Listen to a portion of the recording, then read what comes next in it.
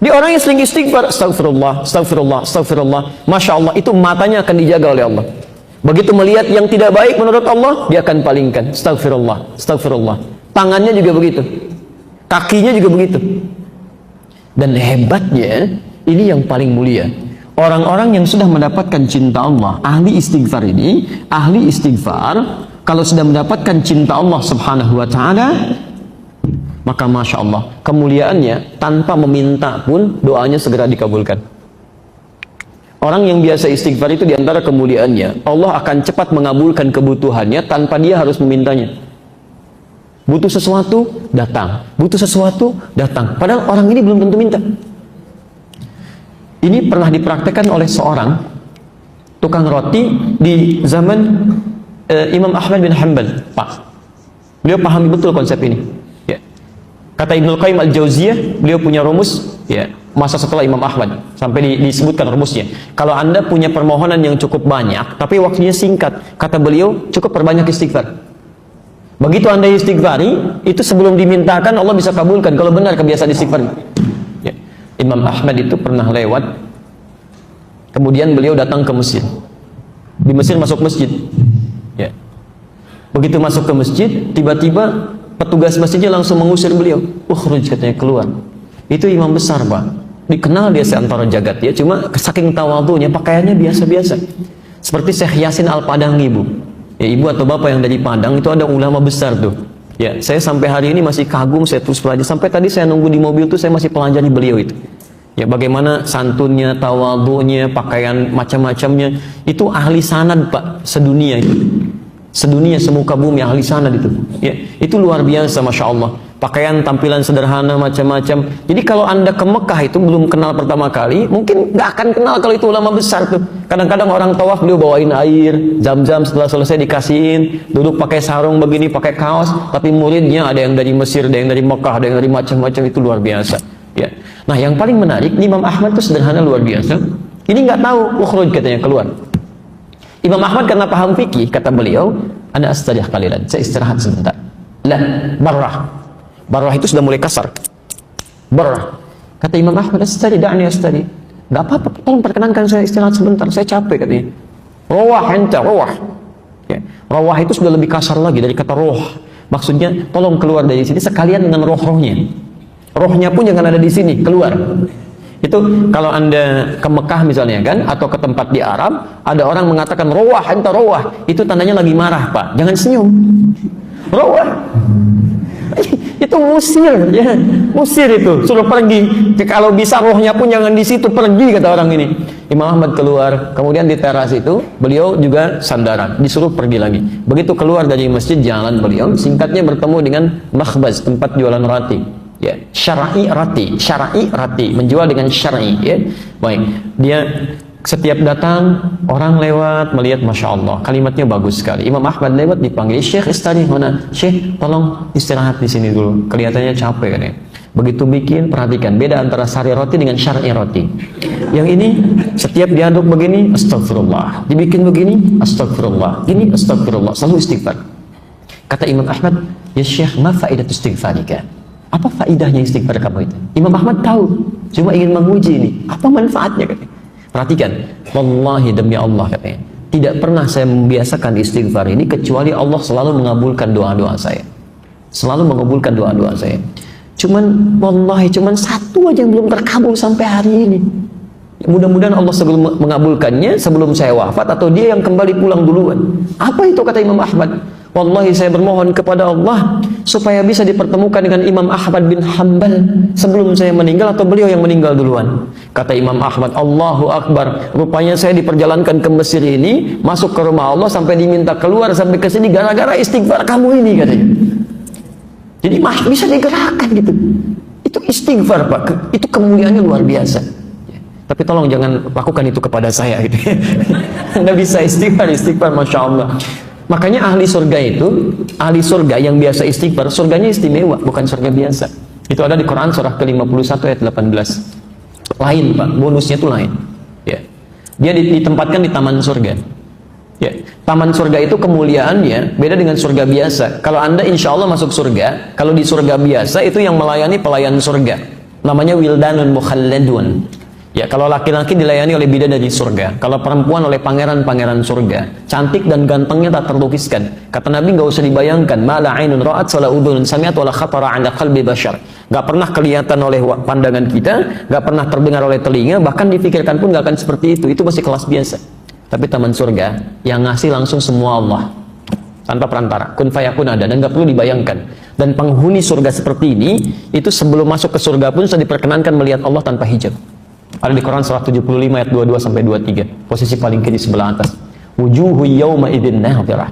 Ada orang-orang yang masya Allah, saat dia dihisab itu wajahnya berbinar gembira. Ya, padahal belum masuk surga. Ya, ila rabbiha nadhirah, karena bisa melihat Allah tanpa hijab langsung seketika. Ya, nggak usah dibayangkan, nggak boleh. Tapi ada seketika. Masya Allah, apa yang terjadi? Quran surah 51 dari ayat 15-nya. Nanti ketemu di ayat 18. Innal muttaqina fi jannatin wa uyun. Sungguh ada sementara orang-orang takwa itu tempat tinggalnya di taman surga. Taman surga, Masya Allah. Kalau di Firdaus ya taman surga Firdaus ya. Indahnya luar biasa. Ada karakteristik yang bisa anda bumikan tuh nilainya dalam kehidupan orang di bumi. Akhidina ma atahum rabbuhum. Ini syahidnya. Orang-orang ini itu akan langsung mengambil apapun di nikmat surganya, diberikan langsung oleh Allah. Gak ada perantara. Akhidina ma atahum rabbuhum. Apa amalannya? Ini yang harus Anda turunkan ke muka bumi. Innahum kanu qabla dzalika muhsinin. Saat di muka bumi, saat di dunia, itu orang-orang ini muhsin, berbuat ihsan. Ya, kalau Anda ingin jadi penghuni di sini, turunkan karakteristiknya, kemudian tuangkan dalam kehidupan di bumi, Anda kerjakan itu. Apa amalannya? Kanu qalila minal laili ma yahja'un. Amalan pertama, dia terbiasa sedikit tidurnya. Itu bahasa Quran. Sedikit tidurnya. Ini malam dia hidupkan dengan ibadah. Dia paham, ya, kalau malam itu lebih enak ibadahnya, akan lebih khusyuk. Quran surah 73 ayat yang ke-6, inna nasyi'atal laili asyaddu wat'a wa aqwamu qila. Bangun malam itu akan enak menyentuh pada jiwa, lebih khusyuk. Makanya maaf ya, setan malam dengan setan siang itu beda apa? Lain. Shift-shiftan dia. Setan siang tuh biasa, nggak usah terlalu banyak tenaganya, tiup dikit udah pada nggak sholat tuh. Ya. Setan malam tuh tidak, dia paham gangguannya tuh minim, nggak ada kebisingan, TV berhenti semua, nggak ada siaran macam-macam. Jadi ketika orang ini ibadah, konsentrasi khusyuknya akan lebih tinggi dibandingkan dengan siang. Maka dari itu banyak terjadi keanehan. Kalau ibu nggak percaya silahkan. Siang bu ya, masya Allah, ya jangankan bangun, mau tidur aja susah. Tapi kalau malam, masya Allah, begitu anda bangun di pertengahan jam setengah 2, jam 2 tuh ya. Padahal alarm sudah disusun 3 kali tuh. Alarm pertama mematikan alarm kedua. Alarm kedua matikan alarm ketiga. Alarm ketiga baru siap-siap. Kata Nabi itu setan membuat berat kepala tuh. Susah. Dan terjadi sesuatu yang tidak anda bayangkan sebelumnya. Itu kan tiap hari bolak-balik tuh. Kamar mandi, meja makan, dapur. Biasa aja siang. Kok malam-malam jadi berubah? Awas lo ya. Kemarin sih enggak, tapi malam ini di meja makan tuh putih, rambutnya itu panjang, dan nungguin kamu di situ. Jadi nggak jadi. Itu terjadi situasi itu. Ada kenikmatan gitu kan? Karena itu, karena ada perbedaan-perbedaan semacam ini, tidak mudah untuk bangun. Tapi orang ahli surga tidak. Amalan-amalan seperti ini, itu lain. Perhatikan, ahli taman surga itu, qalilan minal laili ma yahja'un. Dia atur tuh, tidurnya lebih cepat. Ba'da isya, dia nggak ada keperluan, langsung istirahat. Sedikit tidurnya, malam dia hidupkan sholat, masya Allah. Ayo, itu bahasa Quran, sedikit tidur. Kalau anda tambahkan, bermasalah. Di rumus fikih itu, anda tambah jadi berkurang. Sedikit tidur, taman surga. Sedikit-sedikit tidur, maaf, di tamannya aja enggak. Silahkan cek. Jadi dalam agama itu kalau sudah pas, gak usah ditambah-tambah. Subuh 2 rakaat. Saya pengen yang paling sempurna, ikuti sunnah Nabi. Saya merasa banyak kurang sholatnya, besok saya 3 rakaat. Salah. Jadi kalau sudah ada pas, gak usah ditambah, gak usah dikurangi. Menambah sesuatu itu mengurangi kemuliaannya. Selesai. Ya. Yang paling menarik, habis tahajud. Kalau anda cuma tahajud aja, belum bisa masuk taman surga. Amalan selanjutnya ayat ke-18-nya. Wabil ashari hum yastaghfirun. Ini poinnya. Jadi dia tahajud di sepertiga malam, menjelang subuh, belum subuh pak. Ashar itu waktu menjelang subuh singkat. Ya, paling 15 menit lah, 10-15 menit sebelum subuh. Dia duduk istighfar. Istighfar. Bahkan ada hadis qudsi di situ. Hadis qudsi. Diriwayatkan orang pertama yang menerima dari Nabi 31 orang sahabat senior. Hampir semua meriwayatkan. Ya, Abu Bakar As-Siddiq radhiyallahu taala anhu, Umar bin Khattab, Utsman bin Affan, Ali bin Abi Thalib, sampai Sayyidah Aisyah radhiyallahu taala anha. itu menerima semua dari Nabi. Yanzilu Rabbuna tabaraka wa ta'ala, Allah subhanahu wa ta'ala akan membentangkan rahmatnya, ya, fi thuluthil akhir minal lail, di setiap sepertiga malam yang terakhir. Kemudian menyampaikan, faqala, Allah menyampaikan pada hambanya, ya ibadi, hai hambaku, siapa yang meminta kepadaku akan aku kabulkan, siapa yang memohon aku akan berikan, dan man istaghfara liya ghafartu lahu, siapa yang istighfar aku akan ampuni dosanya. Rumus cepatnya, alhamdulillah, ketika Anda banyak istighfar, itu yang dua pertama akan diberikan tanpa Anda minta, seketika diberikan. Makanya ahli taman surga itu, Masya Allah, begitu selesai tahajud, dia nunggu fajar, astagfirullah, astagfirullah, astagfirullah, ingat-ingat dosanya itu. Kalau nggak percaya silahkan Pak ya, nanti malam Anda tahajud, setelah itu menjelang subuh misalnya, Anda biasakan istighfar, terus dengan hati yang bersih, yang enak, itu selain dosa keluar, itu tidak menutup kemungkinan air mata bisa ngalir. Tapi sambil diingat, apa dosa-dosa yang Anda lakukan? Mungkin pernah berkata kasar pada orang tua, pernah membuat pasangan hidup kecewa, sombong terhadap orang-orang sekitaran. Ingat-ingat itu. Itu demi Allah saya katakan, nikmatnya luar biasa. Ini. Dan dosa gugur. Dosa gugur. Ya, jelas di sini? Baik. Saya sebentar saya cukupkan dulu sampai sini. Untuk bagian pertama itu masih yang ringan-ringan. Kalau dosisnya, maaf, atau kadar penyakitnya masih kecil-kecil. Masih suka pada nikmat orang lain, kan? Masih belum qanaah dengan nikmat sendiri, ya, masih belum puas dengan nikmat sendiri, masih mengharap punya orang, walaupun belum mencela, itu yang kecil-kecil gugur dengan istighfar. Tapi kalau sudah membuat yang jelek-jelek, itu nggak akan hilang dengan istighfar. Pasti ada tahap kedua. Ya. Saya mau ngecek sebentar nih, ya, untuk memastikan kita benar atau tidak. Apa lawan dari hidup? Mati. Baik. Kalau tertawa? Kalau siang? Malam. Kaya? Miskin. Baik ya. Sekarang kita cek ya. Quran surah 53 Najm ayat 43, ayat 44 dan 48. Ayat 43, 44, 48. Oke. Dari 4 pertanyaan tadi saya keluarkan 3 aja ya. Apa lawan tadi yang Anda jawab? Lawan kehidupan apa? Kematian. Baik. Wa annahu huwa amata wa ahya. Dialah Allah yang mematikan dan menghidupkan. Jawaban Anda benar. Ayat 44-nya, wa annahu huwa adhaka wa abka. Dialah Allah yang telah menjadikan orang bisa tertawa dan juga bisa menangis. Jadi lawan tertawa apa? Anda benar. Baik. Tadi yang Bapak jawab, Ibu jawab, lawan kaya apa?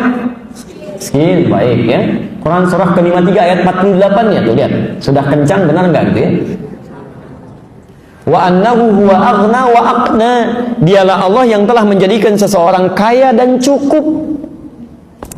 Ternyata di Quran itu lawan kaya itu cukup, Pak. Gak ada orang miskin, Bu. Gak pakai O, gak ada orang miskin. Gak ada orang miskin. Jadi Allah tidak pernah menciptakan orang miskin di muka bumi. Gak ada. Yang ada itu orang yang selalu merasa kurang dengan nikmat, sehingga mengharapkan nikmat orang lain. Padahal bagi dirinya cukup gitu. Itu yang jadi masalah. Coba perhatikan ya. Kalau ada orang merasa miskin, Allah langsung berikan zakat supaya dia keluar dari kemiskinan. Maka zakat diberikan pada orang yang merasa miskin. Quran surah ke-9 ayat ke-60. Innamas shadaqatu lil fuqara wal masakin. Diturunkan zakat untuk mengentaskan kemiskinan. Ternyata dengan zakat masih belum cukup juga, masih miskin juga. Diberikan infak. Quran surah kedua Al-Baqarah ayat 215, posisi paling kanan sebelah bawah. Yas'alunaka madza yunfiqun qul ma anfaqtum min khairin falil walidaini wal aqrabin wal yatama wal masakin. Untuk keluar dari kemiskinan. Kurang cukup juga, dikasih sedekah. Masya Allah, zakat dikasih, infak dikasih, sedekah dikasih, masih miskin juga. Kalau dengan semua itu belum bisa mengeluarkan Anda dari kemiskinan, Anda perlu dikasih apa lagi? Jadi sebetulnya konsep itu keluar untuk mengeluarkan dari sesuatu yang dirasakan miskin. Kata Allah, nggak ada yang miskin, cuma 2, cukup atau kaya. Selesai. Ayo coba ibu pilih mana? Mau kaya, mau cukup? Alhamdulillah.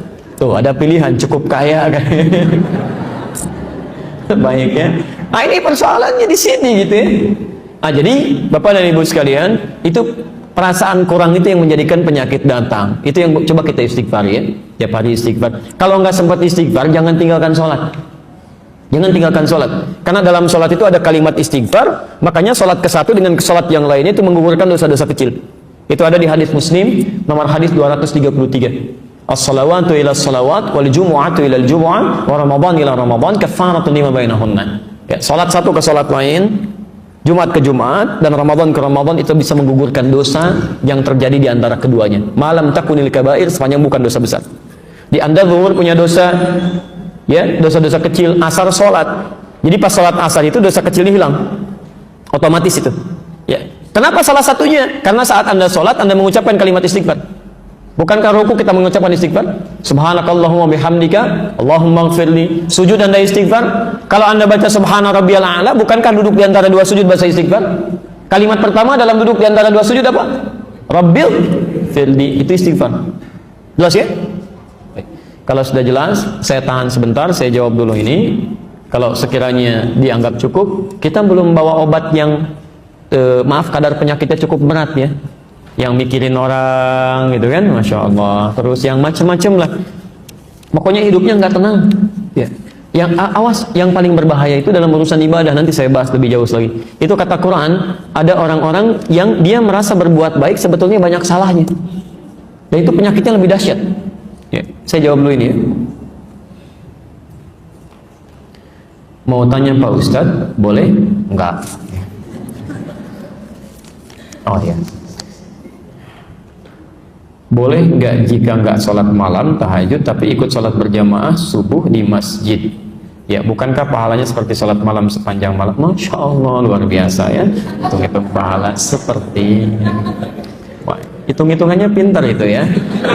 Nanti kalau semua seperti ini, nggak ada yang haji dan umrah, karena sholat syuruk itu senilai haji dan umrah. Kosong itu Ka'bahnya dari orang Indonesia, Masya Allah. Ya, itu luar biasa. Baik. Kalau cuma ngukur pahala, memang betul sholat subuh berjamaah itu pahalanya juga tinggi. Ya, orang yang sholat subuh berjamaah di masjid dia tunaikan, bukan cuma mendapatkan seperti ini, bahkan lebih daripada dunia dan seisinya, baru sholat sunnahnya saja. Ya, misalnya di hadis Muslim yang semacam ini, di hadis Muslim hadis 724 sampai 729. Dimulai dari sholat sunnahnya dulu. Raka'atul fajri khairun minad dunya wa ma fiha. 2 rakaat sebelum fajar itu berapa pahalanya?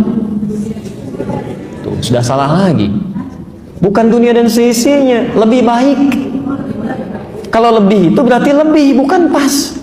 Lebih dari, berarti dunia dan seisinya pun itu masih ya. Dan kalau Anda bisa tunaikan sholat fardunya, Masya Allah, itu mempercepat ke surga, diberikan pahala berlipat. Dan seperti halnya sholat malam kalau berjamaah tanpa putus. Itu maksudnya bukan sholat malamnya, tapi meraih pahalanya semisal itu. Kalau Anda tanya boleh tidak, boleh-boleh saja, silahkan. Tapi kalau Anda tunaikan sholat malamnya, Anda mendapatkan keutamaan yang lebih daripada ini. Ingat ya, keutamaan sholat malam itu bukan cuma sholat malamnya saja yang ada pahalanya, tapi banyak melimpah pahala yang lainnya. Satu, mudahnya doa dikabulkan. Jadi kalau Anda cuma sholat subuh berjamaah saja, tidak sholat malamnya, Anda tidak mendapatkan kemudahan pengabulan doa. Yang kedua, ada jaminan 4 kebaikan diberikan. Anda sholat subuh berjamaah tapi tidak tahajud, tidak mendapatkan 4 kebaikan ini. Ada di Quran surah ke-17 ayat 79 sampai 81. Tahajud itu bisa mengangkat derajat di karir terbaik dalam pekerjaan Anda, memudahkan urusan Anda, melepaskan dari kesulitan, plus ditolong Allah saat Anda disakiti oleh orang lain. Anda sholatnya khusyuk 5 waktu tapi tidak tahajud, Anda tidak mendapatkan 4 kemuliaan ini. Yang selanjutnya, ahli tahajud itu ahli taman surga. Anda khusyuk sholat fardunya, Anda tidak tahajud, Anda nggak akan masuk ke taman surga. Ya, tingkat yang paling indahnya. Yang selanjutnya, ahli tahajud itu dekat dengan Nabi. Ya, maaf, dekat dengan Nabi. Nabi aja tahajud, Nabi, Rasul dijamin masuk surga, masih tahajud. Anda bukan Nabi, bukan Rasul, Masya Allah gitu kan. Baik, Allahumma sayyiban nafi'an. Allahumma sayyiban nafi'an. Boleh ikuti saya? Allahumma, ulangi, Allahumma sayyiban nafi'an. Itu doa turun hujan ini.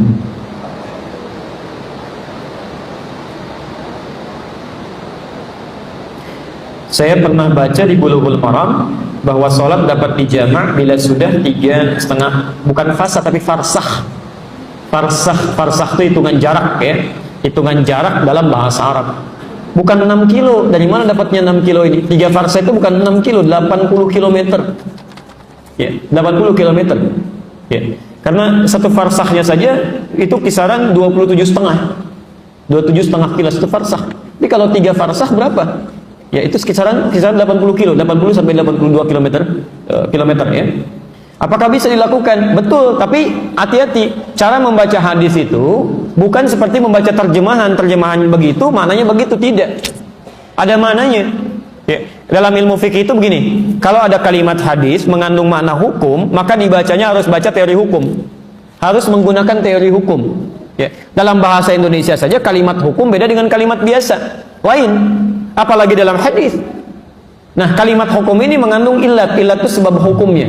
Ya, sekarang begini, kalau Anda baca misalnya kalimat standarnya, perjalanan 3 farsah, sekitar 80 km misalnya, itu membolehkan sholat di jamaah. Tapi dalam ilat, sebab hukum dalam fikih, Anda mesti lihat, yang ditempuh oleh Nabi dalam jarak 80 km per jam itu, perjalanan seperti apa?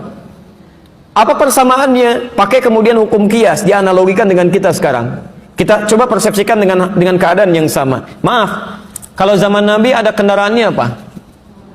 Unta. Baik. Pernah naik unta, Pak? Belum. Baik. Unta itu berapa sih kecepatannya? Baik, 30 km per jam. 60 paling cepat kilometer per jam. Itu kalau lagi senang. Unta tuh. Tapi unta itu hewan yang unik, Bu. Gimana moodnya aja tuh. Itu gimana moodnya itu. Makanya disebutkan di Quran punya keistimewaan khusus. Itu saya saat mengajar di Tripoli, ngajar tafsir, itu saya bawa anak-anak kita itu belajar langsung ke kebun binatang, Pak. Kita belajar praktikal. Jadi keluarkan, dibagi kelompok, membagi hewan-hewan yang ada di Quran.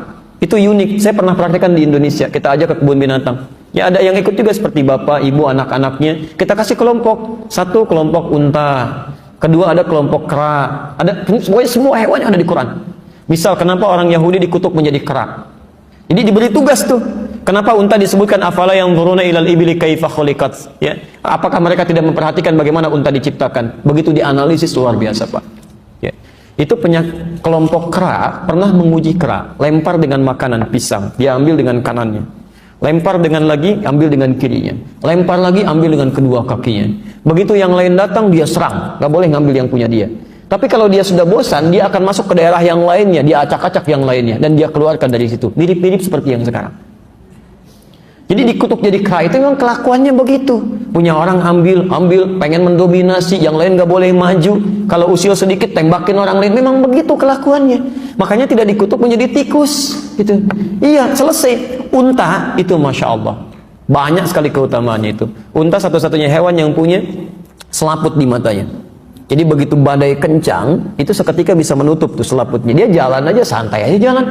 Anda punya mobil Ferrari pun sehebat apapun, bawa tuh ke padang pasir, mogok juga. Unta mah jalan aja. Makanya disebut oleh orang Arab, Safinatus Sakhra, kendaraan terhebat di padang pasir. Unta, Pak. Cuman jangan salah, unta itu bagaimana moodnya. Kalau tuannya bagus, dia akan melayani dengan baik. Tapi kalau tuannya menjengkelkan, dia akan bersikap yang sama. Di Libya itu pernah kejadian, ada orang yang kasar terhadap unta, sering dipukulin, jarang dikasih makan. Itu dihafalin, Pak, dari mana dia datang, dilihat. Begitu malam dia keluar dari sarangnya, dari sangkarnya, dari tempat dia, kemudian dia buka, dia injak-injak sampai meninggal tuannya. Kejadian. Tapi kalau dalam urusan jalan, itu moodnya gimana dia aja. Begitu kencang, begitu santai, kadang tuannya dilihatin begini, jalan gitu ya. Berapa kilometer per jam? 10 kilometer, 20 kilometer per jam. Makanya orang Arab itu punya syair khusus, Pak. Ada 16 rumus di ilmu arud, disebut dengan bahar. Itu diantaranya bagaimana membuat unta bisa cepat jalan dan lambat jalan. Kalau mau lambat, nama rumusnya tawil namanya, bahar tawil. Ya. Kifa nabki min dzikr habibin wa manzili bisaqtil wa bainad dakhuli fahalmali fa'ulun mafa'ilun fa'ulun mafa'ilu fa'ulun mafa'ilun fa'ulun mafa'ilu. Jalannya santai, lihat ke atas begini, jalan lagi. Tapi kalau pengen dia cepat pakai rajaz, mustafilun mustafilun mustafilun mustafilun mustafilun mustafilun sautis safiril bulbuli hayyaja qalbi thamiri al-ma'u wa zahru ma zahri lahdul muqali fa anta ya sayyidani wa sayyidi wa maulani fakam tayammuni huzailun uqayqali qatabtuhu min wajhatin min fili hadha ar-rajuli faqala la la la faqad ghada muharwili wal walad wali wailali faqultu la tuwalli fa bainul wali qalat law hina kazain wa radidun muqali katan ka kailani tabuli. Kencang tuh dia. Cuman sekencang-kencangnya berapa kecepatannya? Yang kedua, medan kita dengan medan diharapkan beda. Nabi jalan pakai unta, yang dilewatin apa? Padang pasir. Pernah lewat padang pasir enggak? Apalagi kalau ada angin, ada badai macam-macam, ya, belum hewan-hewan di sekitarnya. Nah, ini yang disebut dengan illat. Illat ini bukan cuma masafah, bukan cuma jarak, tapi ada masyakkah, kadar kesulitan di perjalanan. Di Arab itu kalau sudah 80 km per jam dulu, itu pasti sudah terasa berat di jalannya. Berat di jalan. Apalagi kalau nggak ada unta, berarti jalan kaki. Nah, ini yang diambil hukumnya ke kita sekarang. Kalau ada perjalanan 80 km, apakah mesti dijama? Belum tentu. Kalau perjalanan ditempuh dengan keadaan nyaman, bahkan belum menghadirkan waktu sholat biasa. Ya, misal, mohon maaf, misal ya, Anda misalnya ingin kalau ke Lampung, ya, dari sini ke Lampung bisa, dari Jakarta ke Lampung. Dengan dari Jakarta ke Bekasi, jauh mana? Ke Lampung. Tapi Anda ke Lampung pakai pesawat, ke Bekasi pakai beca. Ya. Perbandingannya bagaimana? Ke Lampung mah cuma setengah jam. Flight pertama setengah satu tuh dari Cengkareng. Nyampe ke sana jam 1, asar aja belum muncul. Cuman sebentar. Masya Allah, di waktu yang sama silahkan kayu tuh beca dari Jakarta tuh, ya, ke Bekasi. Lewat sini, lewat situ, macam-macam. Belum kena macet segala rupa. Mungkin belum tentu nyampe maghrib ke Bekasi gitu ya. Nah, di dalam situasi itu nanti berlaku hukum. Jelas ya? Itu disebut dengan illat. Makanya ketika jamak dan qasar muncul, illatnya bukan cuma perjalanan, ada illat lain. Khauf, ada khawatir, ada masalah. Quran surah keempat ayat 101, posisi paling kiri sebelah bawah di pojok. Wa idza darabtum fil ardi, kalau Anda berperjalanan di muka bumi, falaisa 'alaikum junahun an taqsuru minas shalah. Enggak ada masalah kalau pengen mengqasar salat. Jangankan jamak, qasar boleh. Cuman kapan itu dilakukan? In khiftum ayyafinakumul ladzina kafaru. Jika khawatir ada gangguan di perjalanan seperti orang kafir mengganggu. Ya. Jadi illat hukumnya gangguan yang menghambat waktu sholat dilakukan dengan nyaman. Jadi maaf, tanpa perjalanan pun Bu ya, ibu tidak melakukan perjalanan. Tapi misalnya Anda punya profesi yang menentukan maslahat bagi umat, yang kalaupun nggak di jalan itu akan berdampak pada maslahat. Ya, dokter ingin melakukan tindakan, dimulainya jam 1, diprediksi itu tindakan sampai maghrib Bu, Pak, sampai maghrib. Kan tidak mungkin kemudian ditinggalkan pasien kan? Begitu adzan asar muncul, diobservasi, dilihat siap, semuanya siap, ayo kita mulai lakukan pembedahan. Begitu dibuka tuh, dilihat jantungnya, jantung bagaimana posisinya, adzan asar muncul, Allahu Akbar, Allahu Akbar. Maaf Mas ya, saya mau sholat dulu, nanti saya balik lagi. Wah, bisa sekarat itu pasien. Jadi Anda boleh lakukan, silakan jamaah di awal, kemudian setelah itu sampai maghrib, Anda bisa tunaikan maghribnya. Jelas di sini ya? Kecuali kalau perjalanan yang jaraknya merubah zona waktu. Walaupun perjalanan nyaman, tetap di situ memperbolehkan jamaah dan qasar. Anda ke Amerika, perjalanan cukup jauh, baru berangkat sedikit sudah gelap, padahal berangkatnya pagi gitu kan? Yang seperti itu sudah merubah zona waktu, maka dalam keadaan demikian itu boleh menjama. Walaupun di pesawat nyaman, tenang. Itu penting saya sampaikan. Karena dulu ada salah seorang presiden di Indonesia, saya pernah amati dulu ya, tapi saya nggak usah nyebut nama ya, nggak usah nyebut nama. Cuman sebelum era Pak Jokowi, itu pernah melakukan perjalanan, itu konferensi pers waktu Ramadan. Ya, kami alhamdulillah telah melakukan puasa singkat ya. Puasa singkat. Jadi sedang jalan jauh, tiba-tiba di satu negara buka karena di sana sudah masuk maghrib. Terus lewat lagi negara, Masya Allah sudah subuh kan, pagi puasa lagi. Jalan enak banget, paling cuma berapa jam. Kalau begitu orang kaya putar-putar dunia aja tuh. Ya, paling 10 hari udah beres tuh, 30 hari puasa gitu.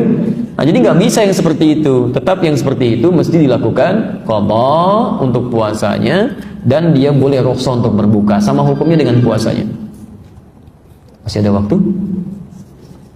Mohon izin 5 menit lagi ya. Nah, saya harus siapkan untuk yang selanjutnya.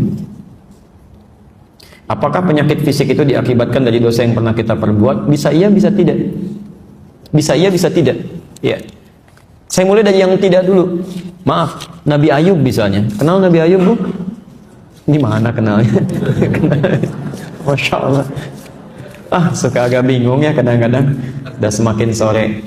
Baik, Nabi Ayub itu punya dosa apa? Nabi, Rasul, ibadahnya rajin, dekat dengan Allah, diuji dengan penyakit, sakit. Jadi jangan disimpulkan setiap penyakit itu pasti punya dosa, belum tentu. Ya, tapi diuji dengan penyakit dan beliau sabar. Ya, kadang-kadang di antara penyakit itu ujian untuk meningkatkan ketaatan kita kepada Allah. Ini orang rajin ke masjid nih, diuji coba, kasih sakit kakinya, masih ke masjid nggak? Masya Allah. Dan tidak sedikit orang masih berangkat gitu, itu ujian. Tampilkan, sepanjang masih ada, saya lakukan. Abdullah bin Abi Umi Maktum itu matanya nggak bisa lihat Pak, buta. Jarak rumah sekitar 500 meter lah dari masjid, ya sampai 1 kilo. Minta izin ke Nabi, ya Rasulullah, saya nggak punya penuntun, subuhnya agak susah, boleh nggak saya di rumah? Kata Nabi, atas maul adzan, kamu dengar adzan? Bala, iya. Madum atas maul adzan fa'adhiya fil masjid. Selama dengar adzan tunaikan di masjid. Beliau berusaha. Jadi tidak harus penyakit fisik itu selalu berkorelasi dengan dosa yang dilakukan, belum tentu. Tapi ada juga memang penyakit-penyakit fisik yang datang karena pengaruh-pengaruh dosa. Ada. Ya nggak usah banyak tafsir deh. Orang yang banyak dosa itu pasti berpengaruh pada keadaan fisiknya. Nggak percaya silahkan keluar dari sini ya, pakai sepatu orang lain. Jangan sepatu bapak, pakai aja sepatu orang. Itu pasti di tengah jalan Anda banyak pikiran itu, nggak akan tenang. Nggak akan tenang begitu dipakai, sudah gelisah, tengok kanan, tengok kiri gitu kan. Udah nggak